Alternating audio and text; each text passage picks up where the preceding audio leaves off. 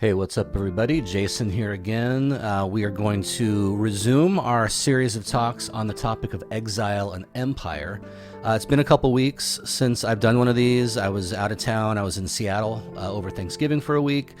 Then I got sick when I got home, and then I did a talk on eschatology and exile, which you can find on the Relic 2024 YouTube channel. So it's been a minute, but I'm ready to jump back into this topic of exile and empire. Just to recap, the way I'm using those terms are kind of like paradigmatically. So when I use the term empire, I'm referring to strong theology. I'm referring to imperial strong declarative claims, like things involving dogma or canon, right? So when someone says something like the Trinity is an essential doctrine of the Christian faith, you can't be a Christian without believing in it, that's an example of dogma, and it's an example of imperial strong theological claims, okay? Same with canon. When you say these 27 books constitute the New Testament, no more, no fewer, you can't take any out, you can't add any in, it's open and shut, done, end of story. That's also very dogmatic and an example of imperial strong theology. The function of exile, and by the way, most evangelical Christians, and I would consider my audience, at least my target audience, evangelical Christians. I used to be one. I am not anymore. But you know, most evangelical Christians would say, well, yeah, the Trinity is essential, and yeah, this is the New Testament. But the problem is that you don't have any basis without some sort of body, some ecclesial locus of authority saying these dogmas or these teachings are dogma, these ones are non-essential, or these books constitute the canon of the New Testament, these ones do not. The problem for evangelicals is, despite wanting to acquiesce to those imperial dogmatic claims, you don't really have any basis to do it because you don't have any sort of locus of authority that can speak in a thus saith the Lord kind of way, right? And so that's the conundrum for the evangelical. If you're a Catholic, you have the magisterium and the Bishop of Rome, the Pope, who in that schema does speak with authority. A Catholic can say, I have a basis for believing that the dogma of the Trinity is itself essential to the faith, and that these 27 books are the New Testament canon, nothing more, nothing less. But the evangelical, even though he does agree with those statements, has no basis to do it. And so I sort of pointed that out in my very first talk, my introduction, which I think is in 4 or 5 parts on the Relic 2024 YouTube channel. So that's empire. Empire is shorthand in this schema that I'm trying to put forth for strong theology.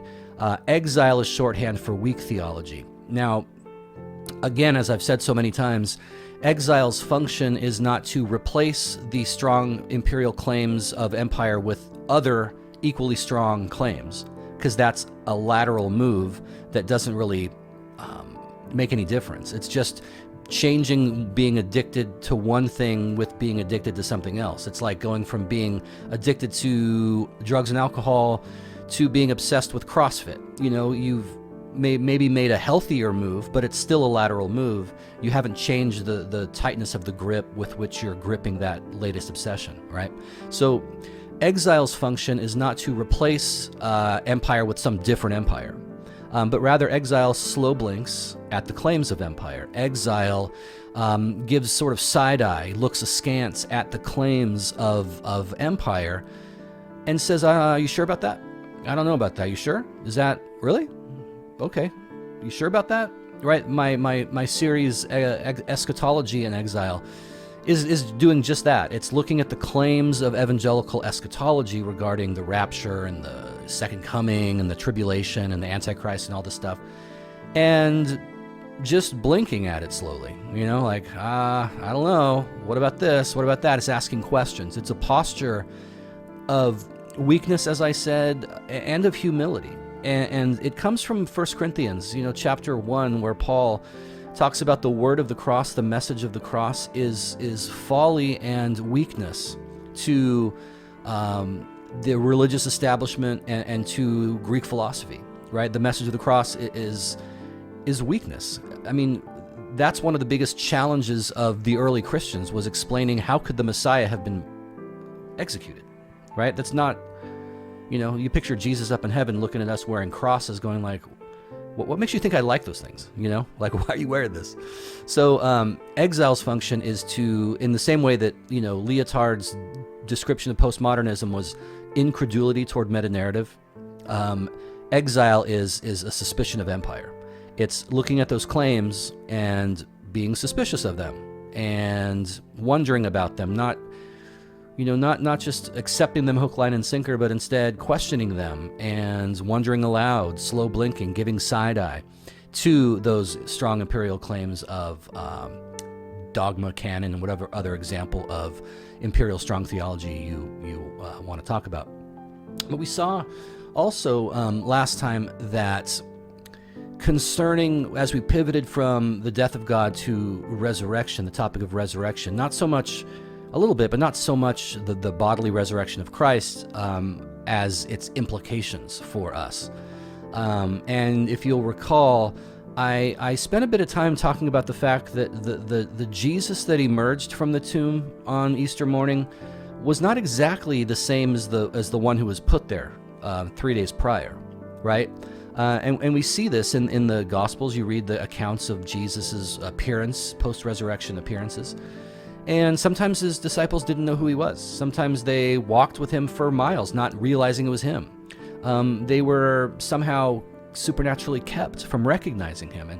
And there was often some moment. In the case of the disciples on the road to Emmaus, it was when they turned aside after describing to this stranger, who they thought Jesus was, why their countenances had fallen, why they were in such distress. They said, "What, are you new in town? Like this Jesus, we had thought that he was the Messiah, but he was killed." And they turn aside after their journey, and they're going to break bread, and as Jesus breaks the bread, their eyes are opened, and they see that it's him, and he disappears. He vanishes, right? Speaking of which, he also appears inside a closed, locked room.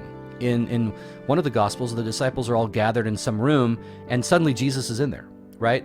And so he's not the same exactly. Even though he says to Thomas, because Thomas, who wasn't present during one of these appearances, was told of it later and says, "Unless I put my finger in the wound in his side and in the wounds in his hands, I won't believe." And so when Jesus appears and Thomas is present, he says, "Put your finger in the wounds, touch my side and see," right? So he's Jesus-y enough, like he's the same kinda. He's not altogether dissimilar, but he's not altogether the same either, right? And so the reason I made such a point of that is to say that the same is true when it comes to us, okay? When we have buried our idols, when we have allowed our faith to undergo some kind of deconstructive process by which it's dead and buried for a period of time, and then it emerges at some point, it ought to be different enough to be worthy of the label of deconstruction, right? It can't just be, oh, now I used to be a total, obsessive nut job about these doctrines or this particular denomination, but now I've changed into this denomination. I used to be a Baptist, now I'm a Presbyterian, but I'm just the same, level of obsessed. I'm just the same level of a-hole about it, right? I'm still a fundamentalist. I'm just a fundamentalist about something else. Again, that's a lateral move.